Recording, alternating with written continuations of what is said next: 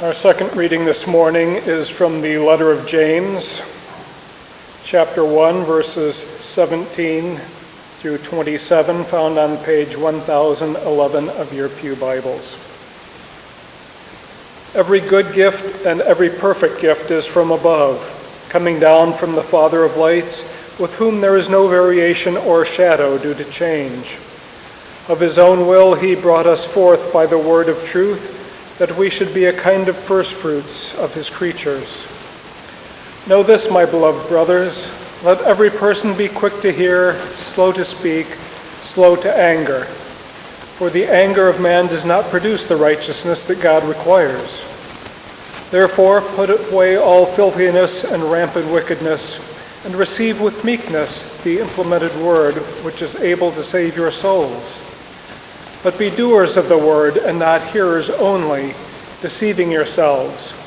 For if anyone is a hearer of the word, and not a doer, he is like a man who looks intently at his natural face in a mirror. For he looks at himself and goes away, and at once forgets what he was like. But the one who looks into the perfect law, the law of liberty, and perseveres, being no hearers who forget, but doers who act, he will be blessed in his doing. If anyone thinks he is religious and does not bridle his tongue, but deceives his heart, this person's religion is worthless. Religion that is pure and undefiled before God, the Father, is this: to visit orphans and widows in their affliction, and to keep oneself unstained from the world. The word of God for the people of God. Thanks be to God. Will you pray with me? Dear Lord, may the words of my mouth and the meditations of all of our hearts be acceptable in thy sight, our rock and our Redeemer. Amen. One of my favorite theologians is Leonard Sweet. He often offers wonderful insights into the texts of the Bible, and he does this for our reading from James this morning. Let me start off the morning with some of his questions and thoughts about this morning's readings. First, why are you here? Why did you come to church this morning? What made you voluntarily choose to spend the last summer Sunday of the too busy, too crowded Labor Day weekend here inside of a church? Why aren't you out gardening or golfing? Okay, well, maybe you will be this afternoon. Maybe you're here out of habit. Maybe going to church is what we do on Sunday morning. Maybe for the kids, they're here because their parent or grandparent dragged them into the car kicking and screaming, and that they would rather be anywhere else. Maybe you are here because you are lonely. Maybe you are here because you feel that something is wrong or missing from your life. Maybe you are here because you hope that something here will make you different in here. None of these are bad reasons to be at church on a sultry September Sunday. Nope, not even being brought by your parents. But here is the reason we Christians gather to worship week after week. We worship to wake up. No, not just getting out of bed. We worship to come alive and to take notice of the presence and the power of God in the world and in our lives.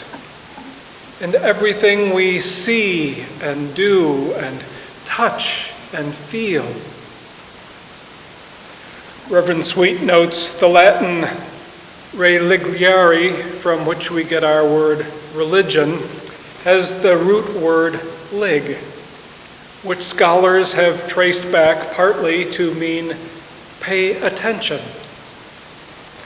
Any religious service, any religious act should make us sit up and shake our heads and focus in on the divine.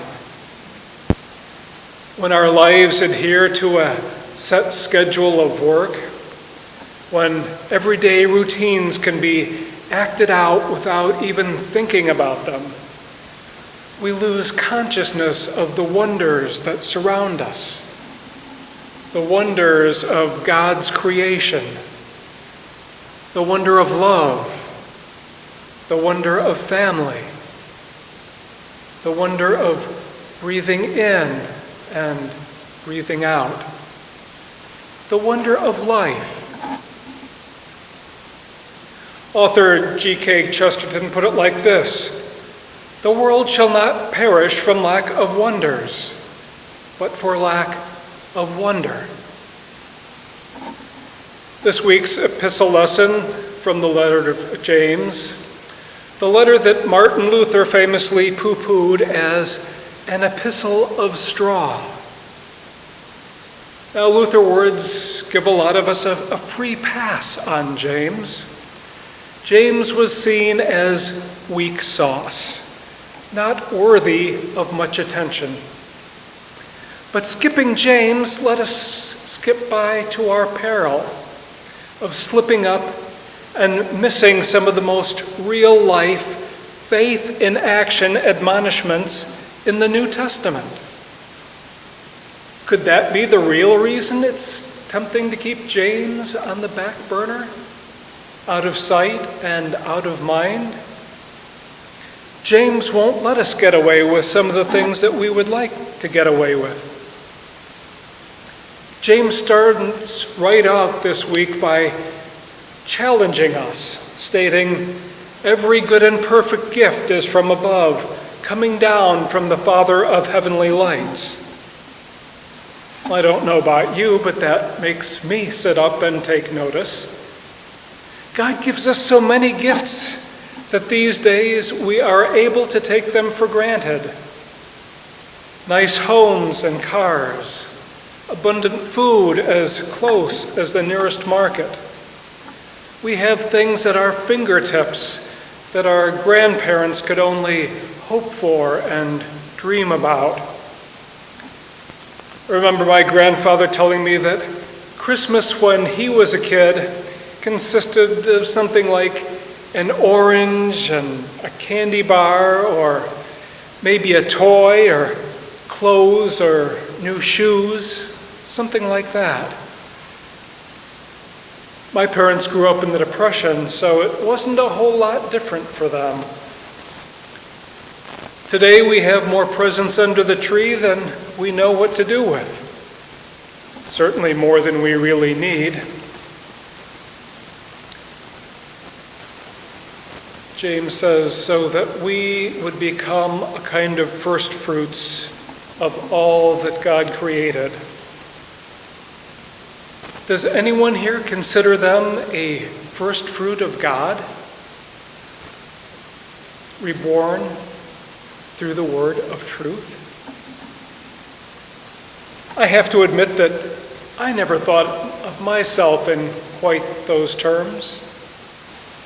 But as Christ was the first fruit of God, and we are his brothers and sisters in the Word, then James' definition rings true.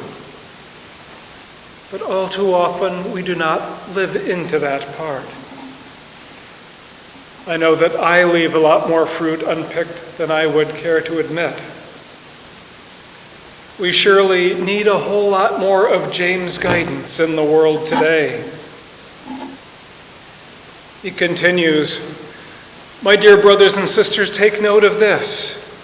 Everyone should be quick to listen, slow to speak, and slow to become angry, because human anger does not produce the righteousness that God desires." Now you have to admit that there's a whole lot of quick anger and very little listening going on these days. We are quick to speak and quick to anger. And so we see a whole lot of unrighteousness and injustice going on all across the country, not to mention the rest of the world. And when we do talk, we often speak past each other rather than talking and listening to each other. We don't worry about God's justice these days as much as making the most money we can so that we can buy more stuff that we don't really need, stuff that won't satisfy us for very long. It's the American way. To paraphrase those English prophets, Led Zeppelin, we are buying a stairway to heaven, only not so much. We never end up more satisfied with life for very long than when we started, leaving us empty here.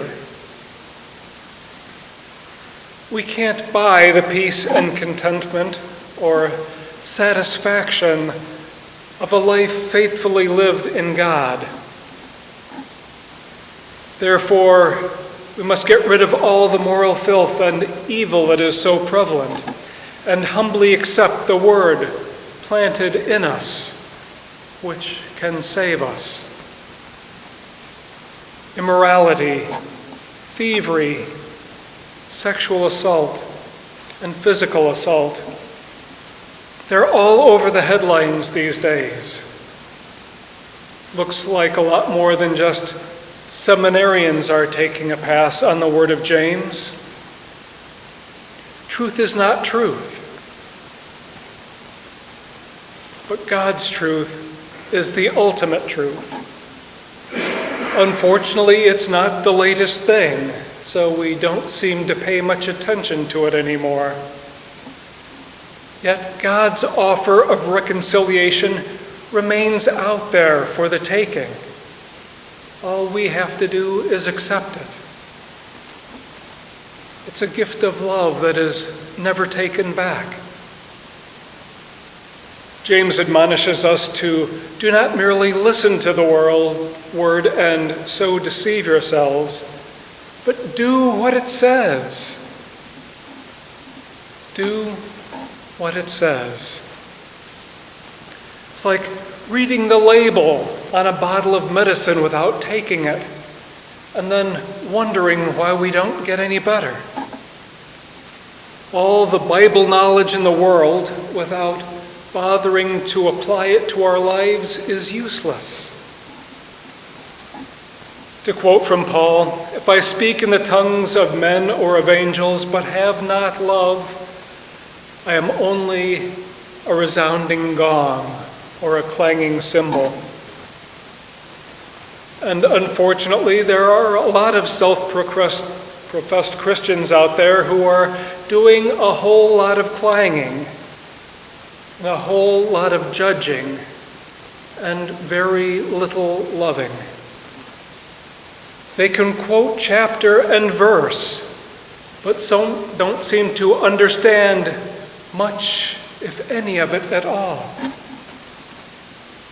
As James said, those who consider themselves religious and do not keep a tight rein on their tongues deceive themselves, and their religion is worthless, not to mention empty and destructive. God is love, and we need to be too. Being somewhat tolerant just doesn't cut it. Our lives are too often lived out as weak sauce rather than as a full body representation of our Lord. We just live from day to day on autopilot, forgetting Jesus' words of life and not acting upon them. It makes life so much easier, but so much emptier. But whoever looks intently into the perfect law that gives freedom and continues in it, not forgetting what they have heard, but doing it, they will be blessed in what they do. But what is it that we are supposed to do as Christians? Again, I will let James answer that. Religion that God our Father accepts as pure and faultless is this: to look after widows and orphans in their distress, and to keep oneself from being polluted by the world. There is so much pollution in the world these days. We are killing ourselves both physically and spiritually through the physical and the spiritual pollution that we are surrounded by each day. It's almost impossible to escape it. Morals don't seem to matter.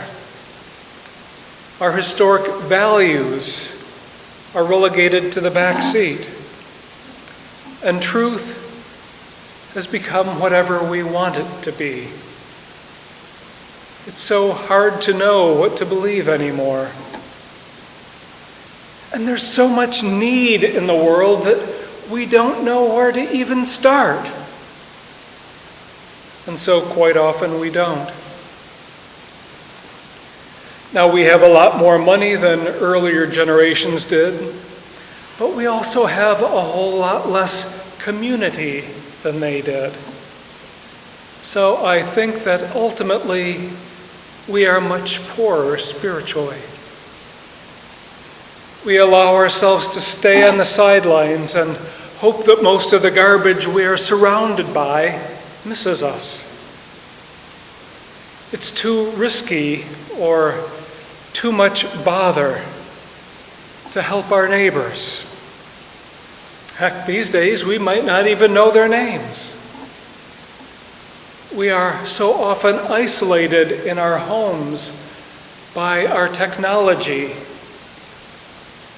that we leave there as little as possible because we can have almost anything we want delivered to us with just a few clicks of a mouse. To me, that's not really living. That's more like existing. We need others to care about and to live for and to care about us. We need others to invest our time and energy in, to give our lives meaning and satisfaction. I think the women's breakfast is a perfect example of this. Once a month they get out of the house and meet at a restaurant to share food and fellowship. They noticed their lack of fellowship and did something about it. Even women that don't make it to church very often manage to make it to the breakfasts. And those that don't drive get rides. Can you imagine that? Someone actually going out of their way to help another person to be in community, to help bring some meaning and fellowship into someone's life. That's what I'm talking about. That is what James is talking about. And that's what Christ was talking about. Looking out for others, sharing who we are and what we have with others. Loving God and neighbor. That sums up the law and the prophets. That is Christianity. That is religiare, what religion should be all about. Paying attention to God's will and word in our lives and the lives of others.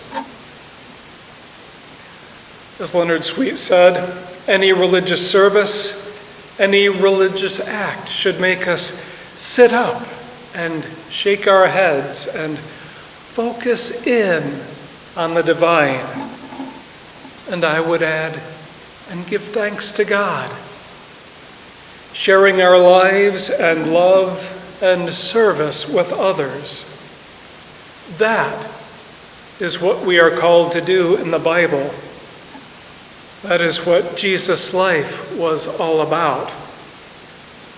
Let us go and do likewise, because every generous act of giving, along with every perfect gift, is from above. May we be counted among God's gifts to others. May we rekindle the wonder in our own lives and the lives of others by living faithfully to God and in God. May it be so for you and for me. Amen.